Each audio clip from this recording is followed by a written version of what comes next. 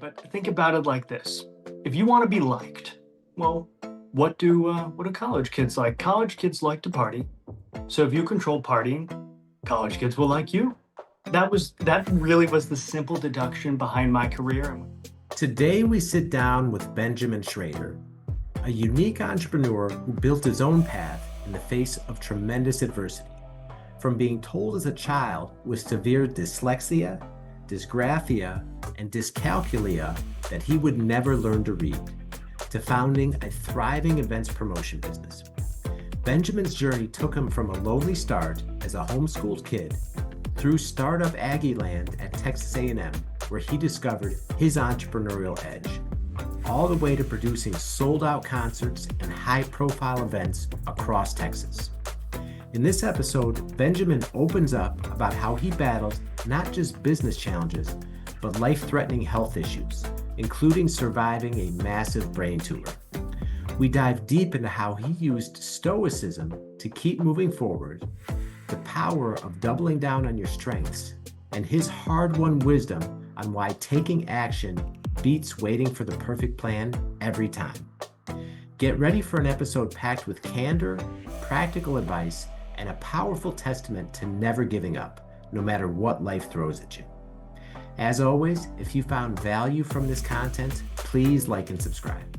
All right, Benjamin Schrader, welcome to Beyond Fulfillment. It's great to be here. We're going to have a great time today. Absolutely, we are. We appreciate you taking the time to be here. So Benjamin, you faced significant challenges early on in your life with severe dyslexia that really made just the basics of going to school extremely challenging. Can you just talk about that and how that shaped your path as an entrepreneur? Indeed. When I was in kindergarten, I was diagnosed with extremely severe dyslexia, being in the 1 percentile. It's actually, one in every five people have dyslexia, but the level of severity that I had is actually quite rare, to the point that specialists, teachers, doctors said I would never read at all. I mean, how can you survive in the world? So from a young age, I felt that, maybe I'll have to work for myself, figure something out, do something like that. But years of reading therapy, 9 years of reading therapy, and then I was later diagnosed with dysgraphia and dyscalculia, which is dyslexia, trouble with reading, dysgraphia, trouble with writing, and then dyscalculia, trouble with math. And the big three, the trifecta, I call it, it was tough. Growing up was tough. My parents were absolute saints. My mother homeschooled me from kindergarten to freshman year of high school, and then I attended traditional school. Wow. Okay. So talk about overcoming the odds. All the so-called experts told you you would never read at all, and you were basically homeschooled out of necessity by your mother. And Yeah, then eventually, by the time you got into 10th grade, you were able to attend regular school. I was with accommodations. Dyslexics, we get tested every 3 years when we're attending school. And basically, that is a little booklet. Mine is like this thick, but most people's is a single page that allows us to get accommodations. So that's extra time, a reader, things like that. But when I was young, there were very few places that offered accommodations. And that's really why I was homeschooled, or that offered them to the level that I would have needed, just because um, imagine it was like being blind to reading. It was like being blind, but you look completely fine.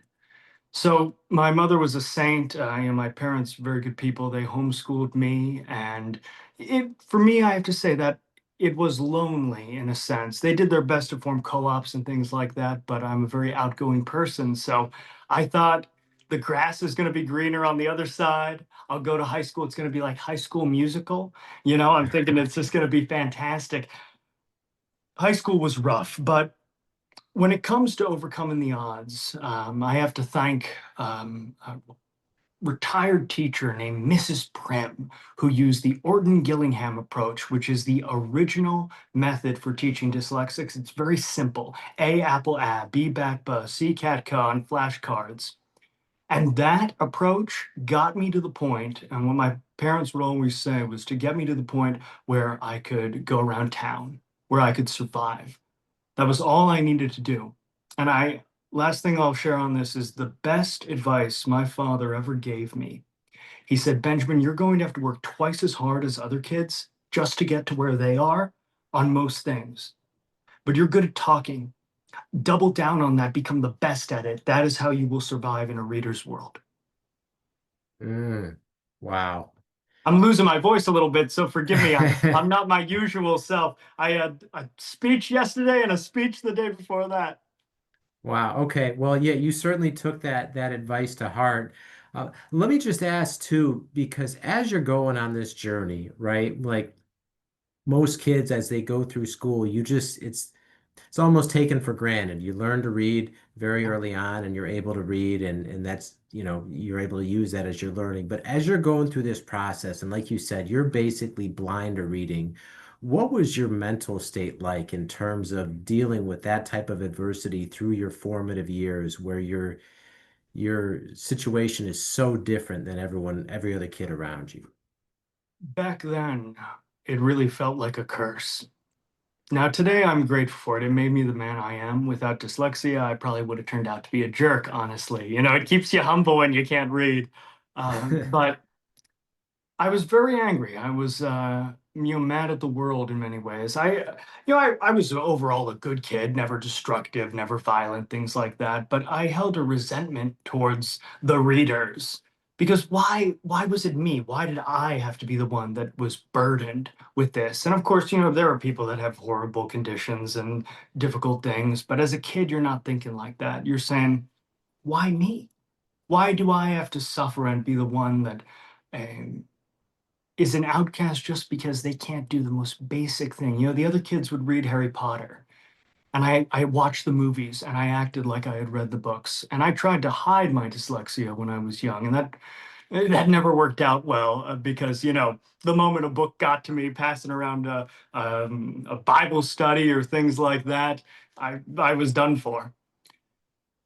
Today, I Wow. don't hide it. I will joke about it. Anytime somebody says something, I'm just like, oh, I have dyslexia. That's my blanket excuse for everything. Doesn't even make sense. And the best thing you can do is embrace it, admit what you are, get the help you need, accommodations, get to the point where you can survive.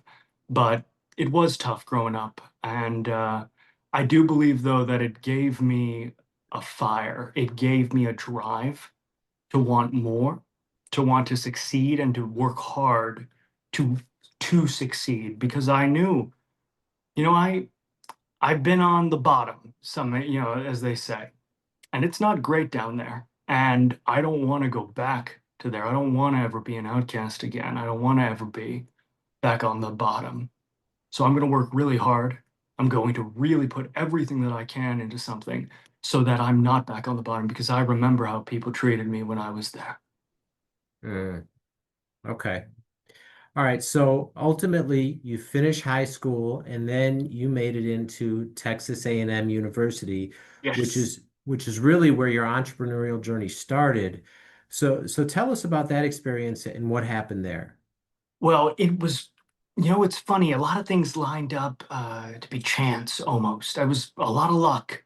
I saw when I was filling out the application to get housing, to live in a dorm. I saw this thing, Startup Aggieland. We all would live on the fourth floor of Hullabaloo Hall, which was the nicest dormitory. We would all take a class on entrepreneurship together. And I said, wow, boy, being an entrepreneur would be neat, amongst Gen Z. I'm 26 myself, so just barely make the cut for Gen Z. But to be an entrepreneur is, excuse me, the most aspirational career. More than a doctor, more than a lawyer. It is to be an entrepreneur, to be free, to have that freedom is something that really Gen Z values very much. So I said, okay, I'm going to sign up for this. I signed up for it. I, move into my dorm. We start taking this class together.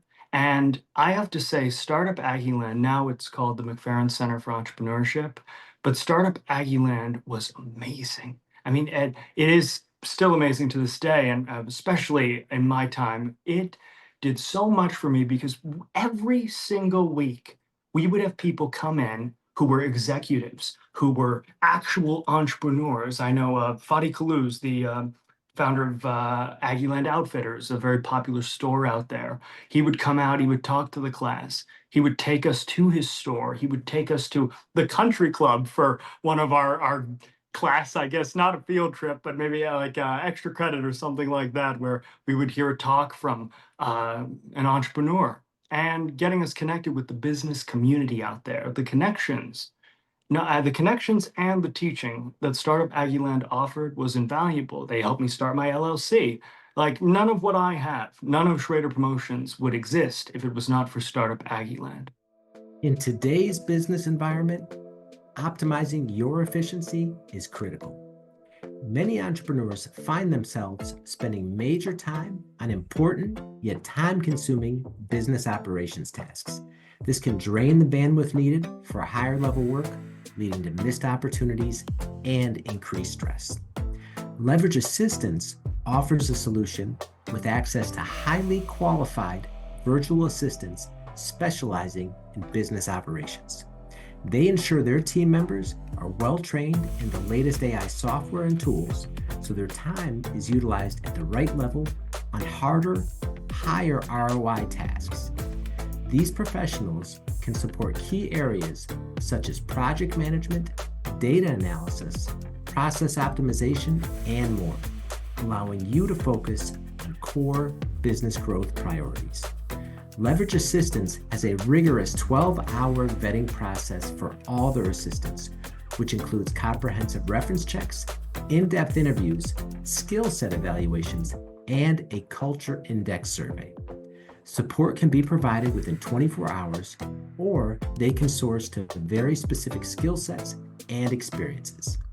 For a limited time, Leverage Assistance is extending a free 1-month trial to our listeners, so you can experience firsthand the benefits of dedicated business operations support. To find out how Leverage Assistance can increase your operational effectiveness and to take advantage of this exclusive trial, click the link below. Okay.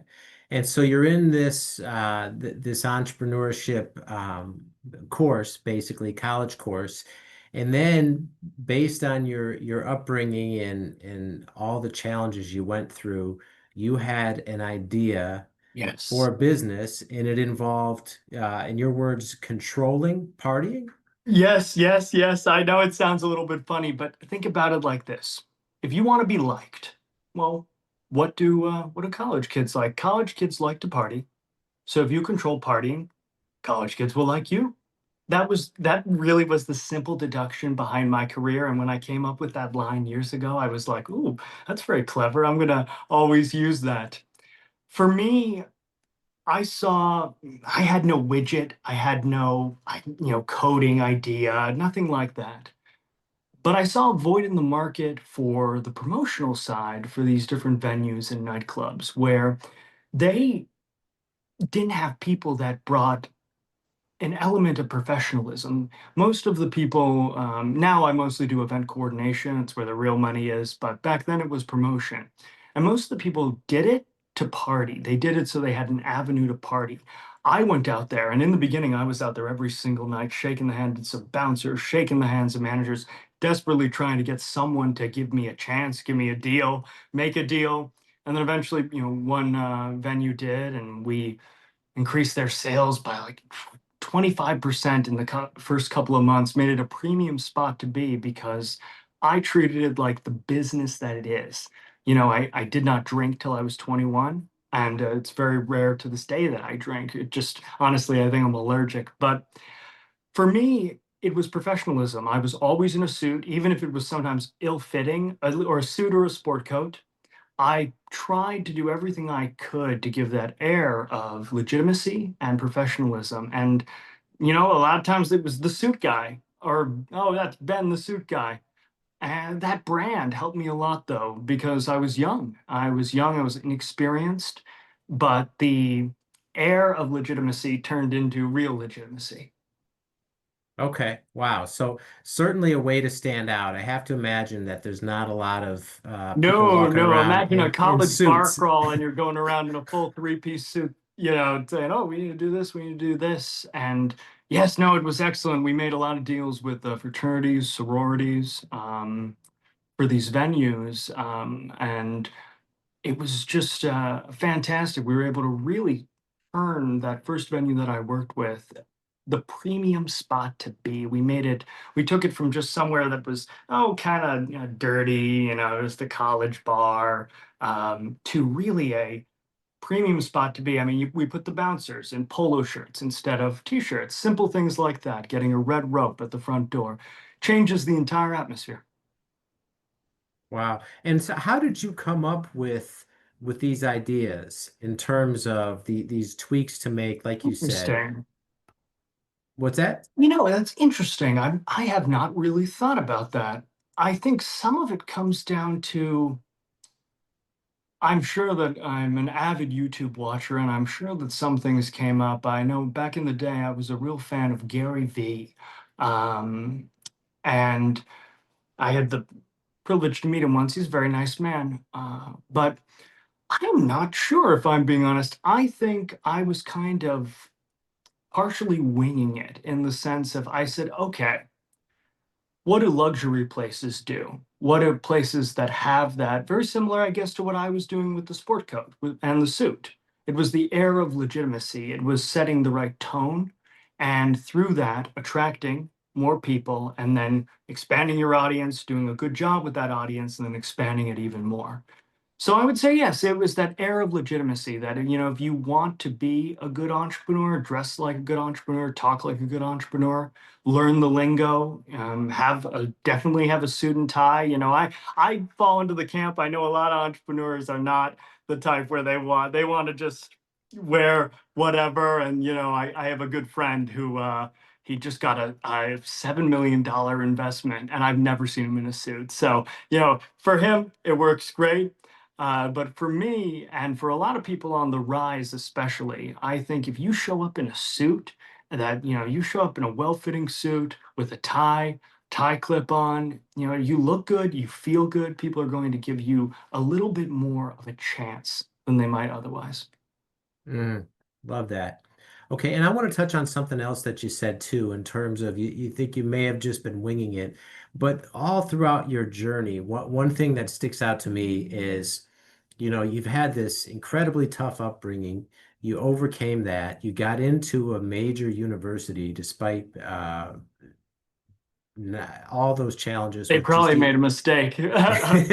yeah, being able to read, right? And then you get into this entrepreneur course, you have this idea to be an entrepreneur, and you decide to go through the event, the event promotion path. But like you said, you didn't have things figured out. You No, didn't I really didn't. know what you were doing. But the overall theme here is no matter what you were facing, you continued to take action. Can you Thank just you. That talk is, about that bias for yes. action, where that comes from? That is the most important thing. Act, act. Apathy is death. Act. You have to push forward and do something. There was a priest I worked for when I was in high school, and he said to me, Benjamin, sometimes you don't know what to do, but you just got to do something. You just have to try because that's all that we can do in life. So yes, on many fronts, there were a lot of times where I was winging it, but I believe, was it Nikolai Machiavelli who said the true strength of a leader is judged based off how he handles fortune. When things are presented to you and setting yourself up to be in the right place at the right time, to meet the people that you need to meet. For me, a DJ, an artist, someone in the music industry or an owner, these type of things. I set myself up so that I would have these opportunities because I was there. I was actively trying. I, yes, you make an excellent point because what you have to do, you have to try, you have to act. Do not sit idly by and do not dilute oneself into thinking, oh, just because, I had this great idea and I watched videos about it, I did something. No, I think that on the ground operations, as I call them, are very valuable. So if you have a type of business where you need to go somewhere, do something. So you're trying to find clients, these type of things. And if not, get out of your house, go to a coffee shop, do your work there, hold yourself accountable to do it. And you really can go far because honest to God, in the beginning, I did not know what I was doing and I saw what did not work and I saw what worked, and I just kept doing more of what worked, eventually leading to the events. The real money in the music industry is in event production, and that's mainly what I do now for a corporate clientele. Occasionally a fraternity or sorority, but they're going to give me an aneurysm or a heart attack. So corporate clientele is. I work a lot with them, and but of course, love the Greeks. But for me, that I saw that's how people were making the money. That's how people were surviving long term, so that these promoters and things like that, they have a second job or they're a bartender, all these types of things. I wanted to be independent and I wanted to have the ability to organize things, to see all my work come to fruition in something. That is the most rewarding thing about events. So we've done shows with Riff Raff, G-Eazy, Wiz Khalifa, Parker McCollum, Co Wetzel. We've had thousands of people in the crowd, and it's a great feeling when you put a lot of work into something and then you get to see it all for you. Absolutely. Okay, and we'll get into the corporate event stuff here in a minute, but Forgive me. no. I jumped ahead. I got too excited with the story. Well, we wanted to highlight the next major plot twist, if you will. So you get things going in college, you're doing the events there, business is doing really well, taking off, and then another major challenge hits you in the midst of the global pandemic. But will you just talk about what happened there? It was one of the most difficult things in my life. I remember, I believe it must have been, yes. So the pandemic was wrapping up, it was coming to an end. And what I had done during that time was just I wound down operations.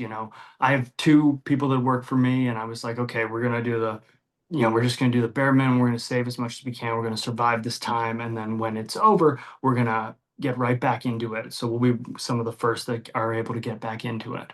That worked out, and we were doing a show with a DJ group called Loud Luxury. They're pretty famous. They had a couple big hits, and I remember there was an odd pressure in my right ear, and 2% hearing loss, I would come to find out, but very minor hearing loss, but sounded ever so slightly off. And I had been nauseous for years. I just thought I had a weak stomach. I thought I was nervous, but it wasn't a weak stomach. I went into the doctor.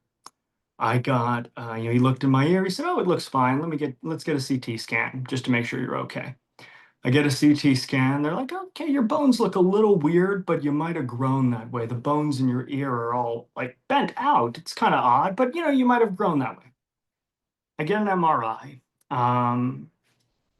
Then I have a show coming up the next day. So I'm working on that. I am not really checking my phone for calls. I'm only focusing on the show stuff. And late at night, I get a call from my parents, kind of panicked. And they said, "Benjamin, the hospital called us, because we're your emergency contact and they couldn't get a hold of you. They said to come in tomorrow, anytime, just come in." That's not good. That's bad when the hospital is making it so easy for you to come see them and they really are like desperate almost for you to go see them. That's bad. So I didn't sleep a wink that night, and I took an Uber to the hospital, thank God, because I wouldn't have been able to drive after the news I got. I go into, I say, "Oh, hi, I'm Benjamin Schrader," and they like take me back right away. The guy comes, the doctor comes, and he sits me down and he just tells me, "Okay, are you ready?" And I said, "Okay, let's do this." And he said, "You have a golf ball sized brain tumor growing off your hearing nerve. It's growing underneath your brain and pushing up against your brainstem. The pressure in your head is already quite high. If we do not get this out, you will have 1 to 2 years before you die of a massive stroke. And you're already at risk of a serious stroke." I just laughed. That was my first reaction. And he showed it to me, the MRI. I mean, it was big. For the viewers that are looking, I've got a huge scar, 61 stitches from the base of my neck to the side of my head. I wear my hair short to show it off now, but at the time, I mean, that felt like a ton of bricks. I was like, okay, I get the appointments, we'll schedule everything. Sounds good, sounds good. And I just go out, I sit down, and I'm just shell shock. I call my Uber, I get in the Uber, and I just tell the Uber driver I just got diagnosed with a brain tumor, and then I just break down crying. I went home. Was with my family. The only people I told that I had a brain tumor was my employees and one person that we had an event coming up with. I had to cancel because I explained the situation, and he was very understanding.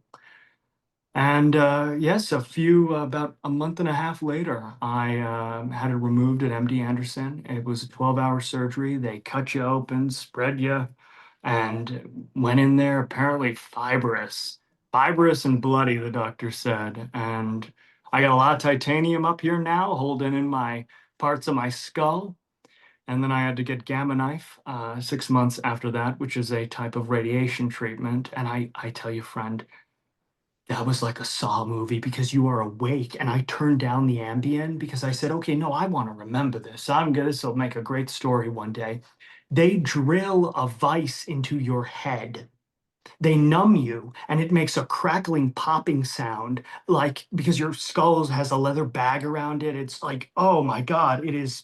And then they drill this vice into your skull so you can't move an inch.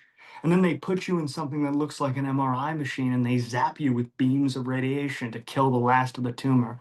But I went deaf in my right ear. I lost a balance nerve, so I had to learn how to walk again. That was not very fun because I'd stand up, I'd fall down. That I got back to kind of walking within a couple of weeks, but I needed a cane, and then I got back to fully walking kind of within 6 months. And after a year, I was relatively steady. But you know, luckily they saved my facial nerve. So your hearing, balance, and facial nerve are all wrapped together in your ear canal. So I almost lost this guy, and I would have looked like I had had a stroke. And I'm very vain, so I'm glad that I didn't lose that. And that is the tale. Wow. Okay. So, as if you didn't come overcome enough adversity, right, growing up, and then you get past that, you launch a successful business, you make it through COVID, and you're just Yeah, starting to get the event business. it was going great. Like we was picking up, and yeah. And then I'm struck down at the height of my success. I'm literally struck down. Wow. All right. So then talk about the comeback from Yes. that until and up until where you are today. And one thing that I can share, I know we were discussing beforehand, was how I survived, how I got through that. For me, Stoicism. I would tell myself when I was lying in that hospital bed, I would say it could be worse. I could have brain cancer. It was a benign type of tumor. So not cancer. I could have had cancer. I could have had it could have been brain tissue because it was nerve tissue from the ear growing underneath. So I would just tell myself it could be worse. I don't know if I could handle that, but I can handle this. And that's how I got through. That's how I survived.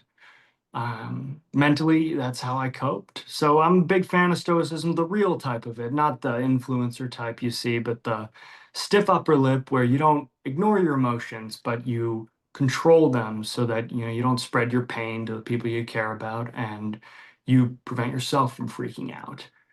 But the return was glorious. I came back onto the scene, and I had an immense honor, actually. There were some students from UT who I was shocked. I had no idea that this was happening. Were making a documentary about me and what happened to me because I fell off the face of the earth. I didn't post on Instagram. I didn't do anything. Only my people that worked for me and my close friend knew what was going on. No, I didn't tell anybody else. I'm not sure why. I guess, yeah, maybe a silly thing. Maybe I didn't want to seem weak or I don't know. So I get this message from them and I'm like, you're doing a documentary. That's amazing. I'd love to be in it. So they interviewed me and it was actually great. Kasdan Morrison and Robbie, just some great guys. And really we're friends to this day now. I didn't know them back then, but now, hey, you make a documentary about me. That's a surefire way to become a friend. So yeah, that was amazing. And that was really nice to come back to. And then I said, okay, you know what? Let's hit up all of the people that we've got. Let's start doing things again. I partnered with this Hispanic group called Tamu Activo. We did a series of great events together. I would bring the fraternity sorority audience, they'd bring the a more Hispanic audience, and we would all make more money together. It was fantastic. Great people. So eventually I said, though, I don't want to be in College Station forever. There's I guess, a little saying I say. Northgate takes from the many to give to the few, but eventually it takes from you too. Northgate is the bar district out there. You can't stay in a college town forever. It'll eat you up. It's just not, it's not viable. So I said, okay. I through my work, I've been doing this almost 9 years now. I had expanded to San Marcos, Houston, and Austin. We did shows all across Texas, of course, but those were the main cities where we did a lot of work. I said, well, I'm from Austin. I know the city. I have a lot of contacts down there. Let me start winding down business operations in College Station and transitioning everything that I can to Austin. Then I moved to Austin, and I was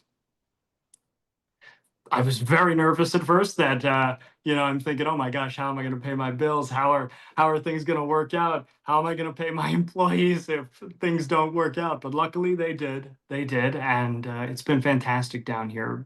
Booming city for nightlife, booming city for music.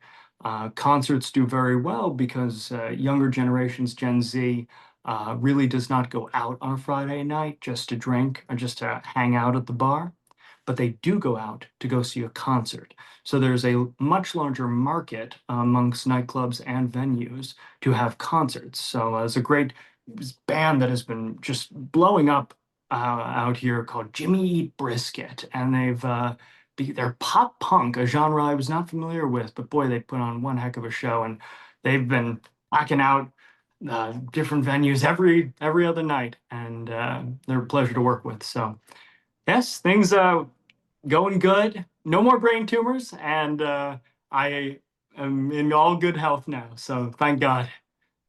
Yeah, wow, that's quite a story. And through all this, through all you've overcome and all you've accomplished, what would you say was the most important lesson that you've learned about entrepreneurship? We must try. Never surrender. Um, there is no shame in trying and failing. There is shame in not trying at all. And I've said this to my buddy if he's talking to a girl that he likes and she rejects him. I said, my friend, there's no shame in, trying and failing, but there is shame in not trying. If you have a dream, if you think that you actually have something really viable that you can work at, that you can um, work at all the time, that you think about constantly, because what you think about is what you are. If you have that, go for it. Strike, do it. Because, all we can do in this life is try. And for me, I faced faced my own mortality with the different health things that I have had.